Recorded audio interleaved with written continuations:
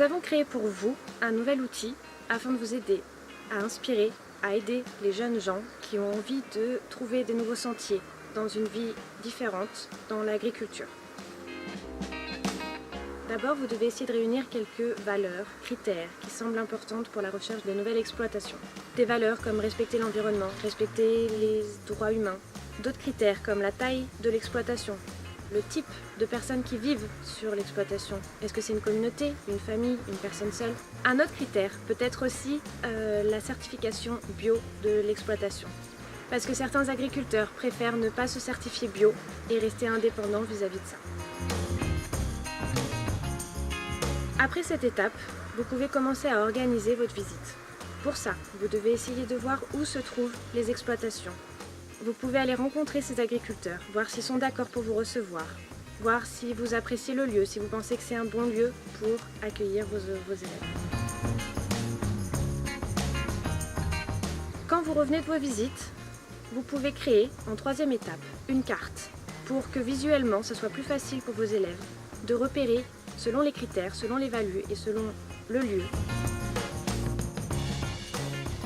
En quatrième étape, vous allez accueillir les jeunes gens. Vous pouvez commencer par un groupe de travail où ils vont pouvoir se poser des questions mutuellement.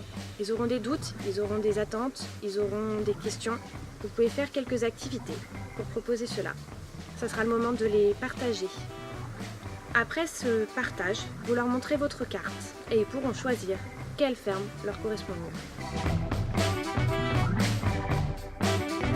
L'étape d'après, c'est de les aider à organiser leur visite. Vous allez appeler avec eux les fermiers, leur demander si c'est possible de les recevoir, quand, où, à quel moment. L'étape d'après est la visite. Vous arrivez sur le lieu de la ferme. Vous pouvez ensemble, avec le fermier, visiter sa ferme. Auparavant, vous aurez peut-être emmené des cadeaux, emmené des choses à manger, afin de pouvoir les partager tous ensemble. Suite à la visite de la ferme, vous pouvez, avec l'agriculteur, vous asseoir sous un arbre ou quelque part, afin de partager ce que vous avez tous vécu ensemble. Ce que vous avez vu, ce que vous avez aimé, ce que vous n'avez pas aimé. Et aussi, interviewer le fermier, parce que c'est à ce moment-là qu'il vous fera partager son opinion personnelle. Comment il en est arrivé là? Comment est-ce qu'il a créé cette ferme? Quand vous revenez de la visite, vous pouvez tous ensemble partager ce que vous avez vu, sans l'agriculteur, afin que ce soit plus intime. Vous pouvez faire les mêmes activités que ce que vous aviez fait auparavant, avant la visite. À la fin de ce moment de partage, il y en a certains qui vous diront « Non, moi je sais que je ne veux pas faire ça » et il y en a d'autres « Si ». C'est à ce moment-là que vous pourrez amener de nouvelles possibilités, de nouveaux sentiers à l'agriculture ou en tout cas à leur sensibilité vis-à-vis de la nourriture. Vous pouvez leur proposer, pour certains, d'aller dans des écoles agricoles, si vraiment c'est ce qu'ils veulent faire. Vous pouvez leur proposer d'aller faire du roofing, aller chez des agriculteurs pour travailler et pour vivre d'autres expériences, une expérience plus longue.